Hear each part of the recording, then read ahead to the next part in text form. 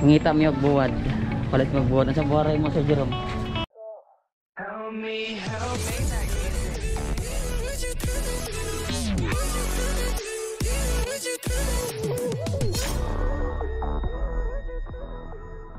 Ngita mi og buwad. Palit mo buwad sa buwaray mo sa Jerome. Ano yan? Budloy? Budloy. Budloy or budburon? Asa man? Nasa kay buwan. Kana ko ni truck nga green.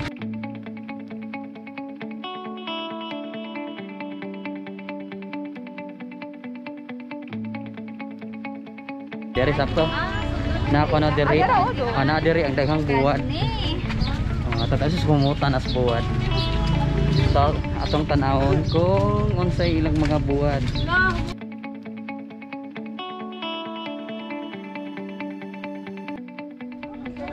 Mo yang ilahang buwaran diri.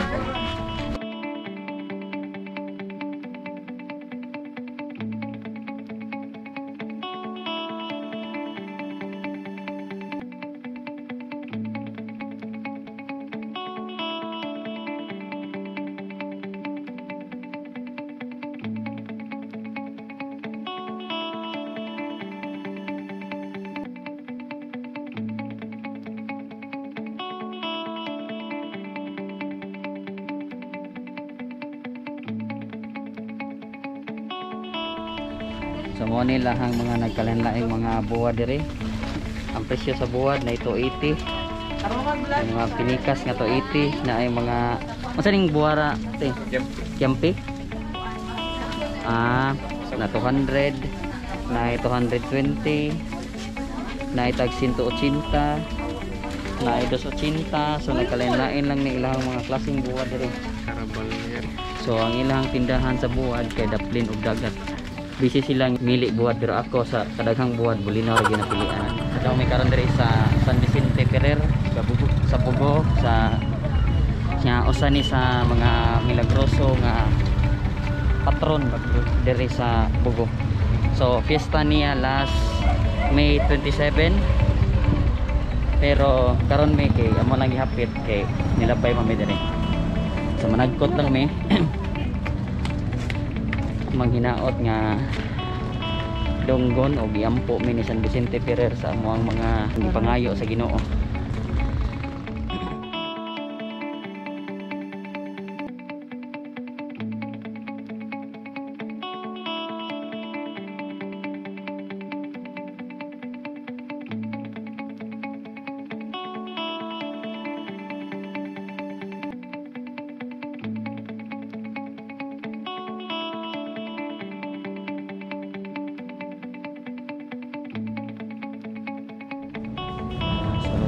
Karan dari sa dagkutanan sa mga kandila.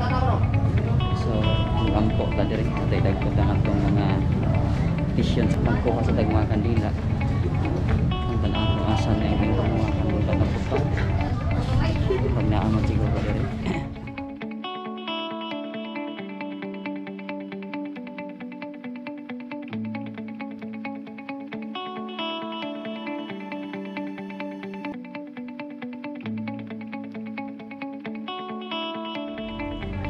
Mao ni siya diri ang dagkutanan sa mga kandila. So kung ano mo maintain ra ilang social distancing diri kapita sir Sok. Daghan ra mga tao hinon Domingo masadron niya liwas sa papistahan mo na nga medyo daghan og mga tao diri. Mga adlaw rong Domingo ha. So kung mapalit ka kandila diri pwede ra sa ka magpasinog. Pero kung mapati kandila nga tag-as, bawal ka mo dagkot dito sa ilang dagkotanan. Okay, naarapot sila nasla specific nga kandila katong bitong gagmay.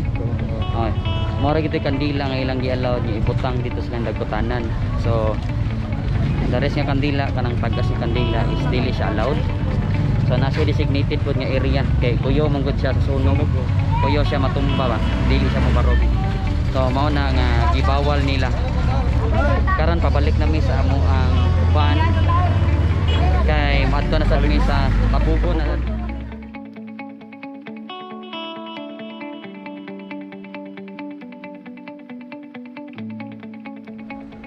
Miss, nakaabot na kita mi diri sa inyo ha, miss.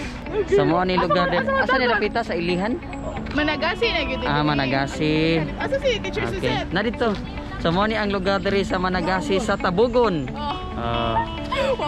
Ang Tabugon, unahan ranis among lugar, ang Borbon. Sa mo ni siya ang lugar, inyo makita diri overlooking kaayo. Gikan mi dito sa dagat karon nagpabukid na sad mi. So karon maniudto na sad mi. Inighuman maadto mis giwanon og dili mi kasulod, manguli mi og makasulod mi aw. Oo, naraman sa ilan dito straight. Okay. Lapos na mo Borbon. Okay. So karon padong mi sa among adtoon nga balay. Dila na kay isulti kag kinsang balay kay confidential. Salamat sa sponsor sa Bisayang Manok. Oy, magpasalamat kay ta sa atong sponsor. Kay nag-andam ra ba yung taon nitong Bisayang Manok.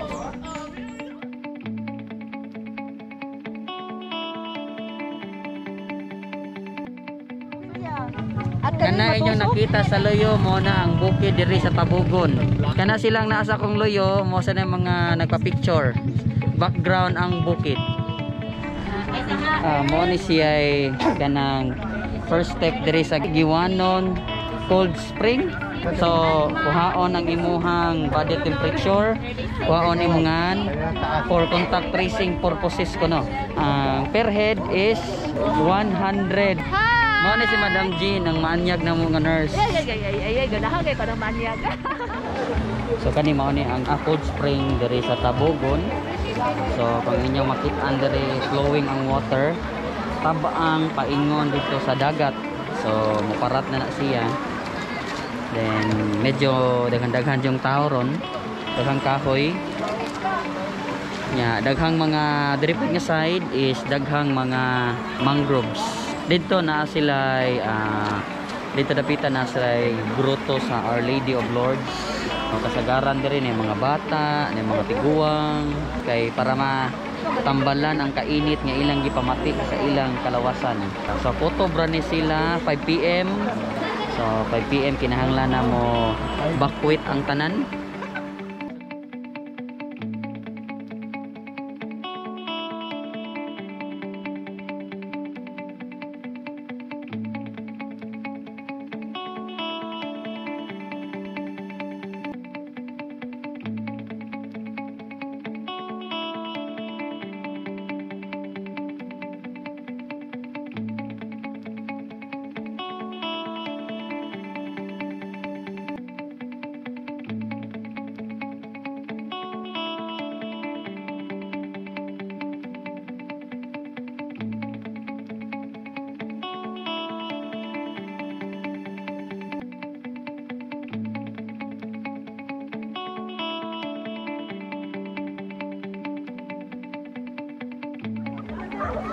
Kato sila, mao to sila ang grupo sa mga nangaligo. Kanipod sila, mao ni sila grupo sa mga wayligo.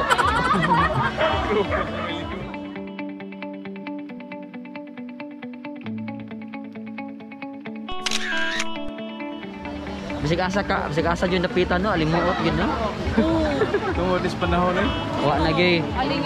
Wa na gyud lugar sa kalibutan karon nga bugnaw kayo. Murag na-absorb na tong kuan ang kainit dito. Murag ni continue sa kuan, baglayan. Imo nang gidala ang kainit diri sa Sok? Ang kainit sa pagtuo. Pagtuo. Ang kainit sa gugma imo sa gidala o imong gibilin? Maam na kanunay. Ha? Interview yan na. Interview. Kanang Ang kuan. kainit sa gugma. Kainit sa gugma na kanunay. Unya, Pero usahay mura siya bugnaw. mo unsay na padong mo. Kumubugnaw na unsa may imong buhaton. Bugnaw. Sayon na kayo atong painiton. Signora na to. Kayo. Kana. Kanang kuan ato. Maayo na.